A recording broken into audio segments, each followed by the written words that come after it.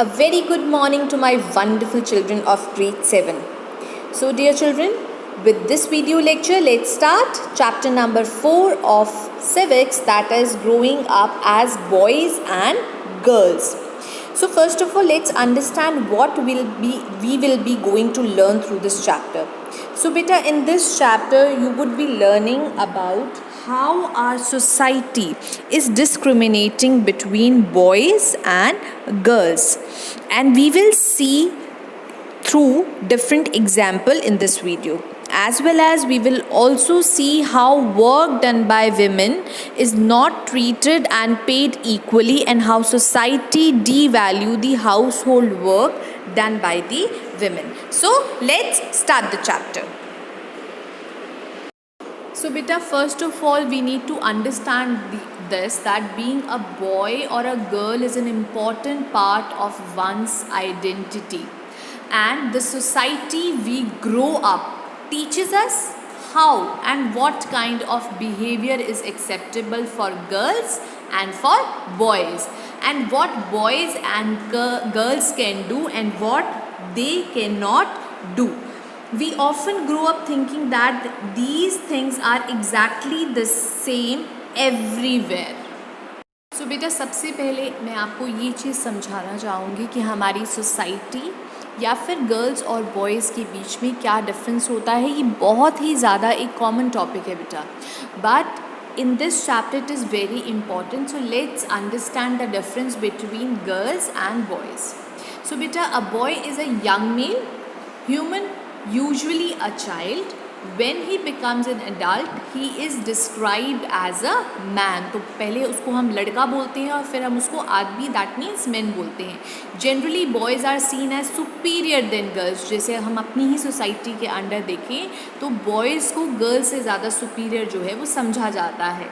In the past men could go for work, could study.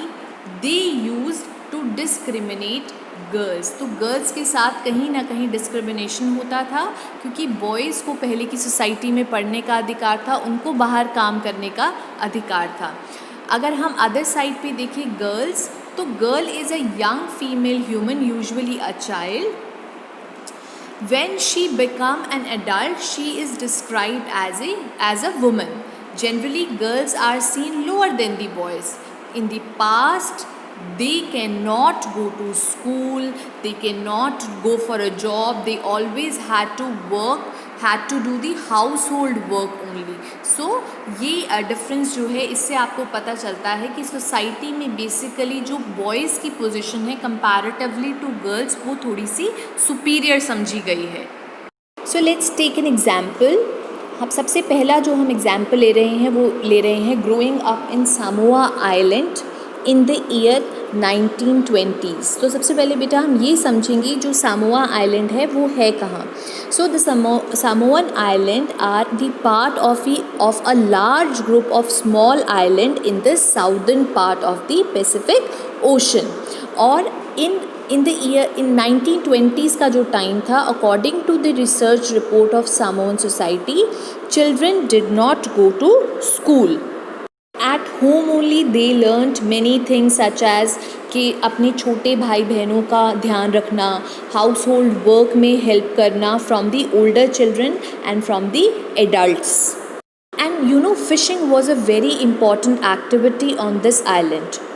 Both boys and girls looked after their young siblings, but the time when a boy was about 9 years old, he joined the older boys in learning outdoor jobs like fishing and planting coconut. On the other hand, अगर हम girls की बात करें तो girls had to continue looking after the small children only. But once the girls became teenager, they had much more freedom. Let's see how. After the age of 14 or so, girls also went on fishing trips, works in a plantations, learns how to weave basket. Cooking was done in a special cooking houses where boys were supposed to do most of the work, while girls helped with the preparations only. तो ये तो बात थी Samoa island की. और अब बात करते हैं इंडिया की. इंडिया में कौन सा state? Madhya Pradesh. So the next example we would be taking growing up male in Madhya Pradesh in the 1960s. So let's understand this as well. बेटा ये जो एग्ज़ाम्पल मैं आपको दूंगी ये बहुत ही छोटा सा स्मॉल टाउन है मध्य प्रदेश का और उसमें 1960s में क्या सिचुएशन थी, let's understand. So beta, from class 6 onwards, boys and girls went to separate schools. और उनका जो स्कूल था वो भी एक डिफरेंट डिज़ाइन का होता था. लेट्स अंडरस्टैंड कैसा होता था. The girls school was design very differently from the boys. They had a central courtyard where they play in total isolation, जहाँ पर उनको बाहर के लोग जो हैं आउटसाइड वर्ल्ड जो है वहाँ से उनको सेफ्टी मिले.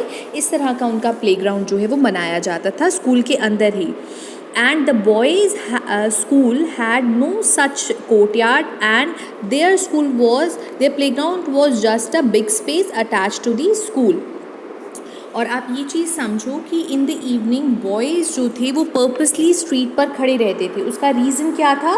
उसका रीज़न ये था कि जब गर्ल्स का स्कूल ऑफ होता था इवनिंग के टाइम पर, वो वहाँ पर उनको खड़े होकर ग्रुप्स में टीज़ करते थे या पर्पसफुली देखते थे.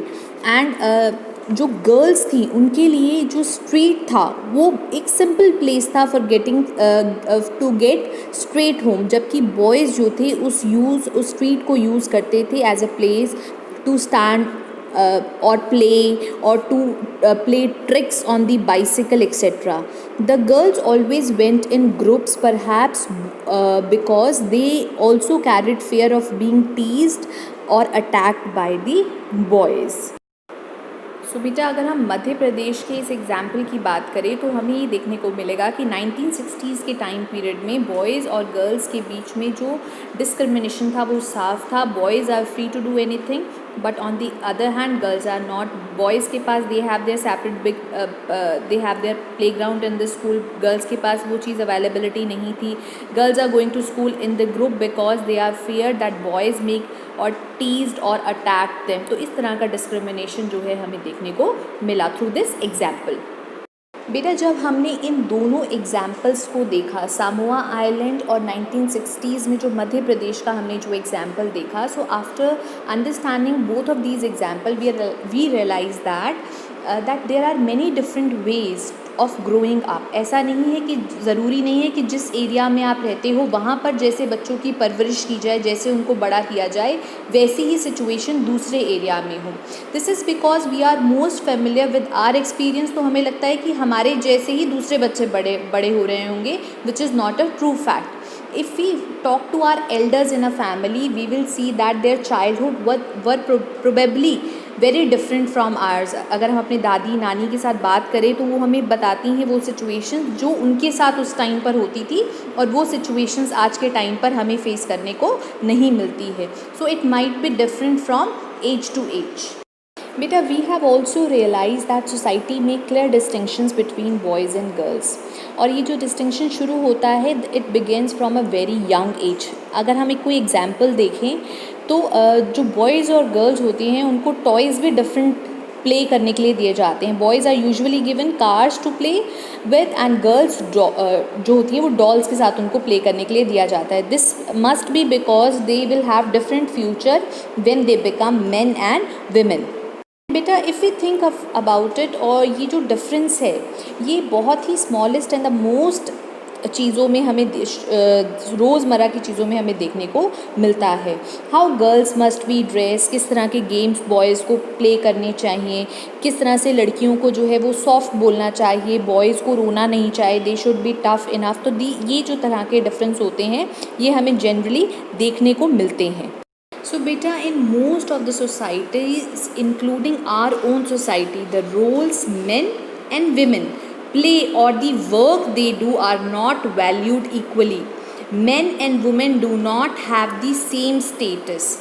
अब हम कुछ एग्जाम्पल्स से देखेंगे कि किस तरह से वर्क डन बाय men और वर्क डन बाय वुमेन जो है उसकी वैल्यू डिफरेंट होती है. तो बेटा इफ़ वी विल सी तो हम देख पाएंगे कि women do their work at home. They take care of family, children, the elderly and sick members of the family.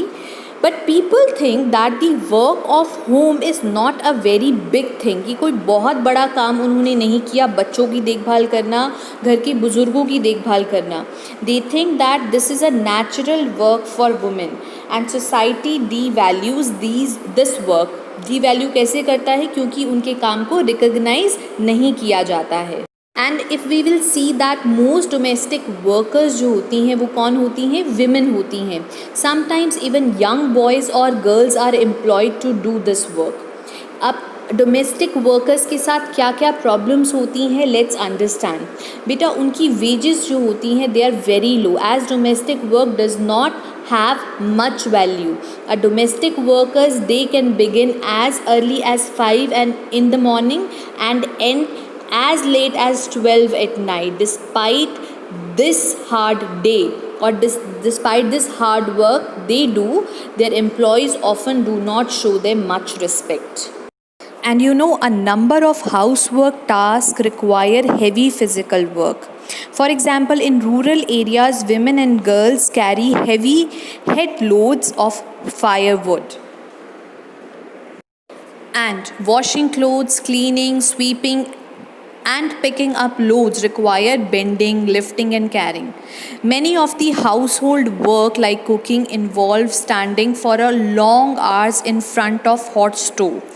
The work women do is physically demanded. That is actually associated with men. And it is actually a very time consuming process. In fact, we add up the housework and the work women do outside at home. We find that women spend much more time working than men and have much less time for leisure.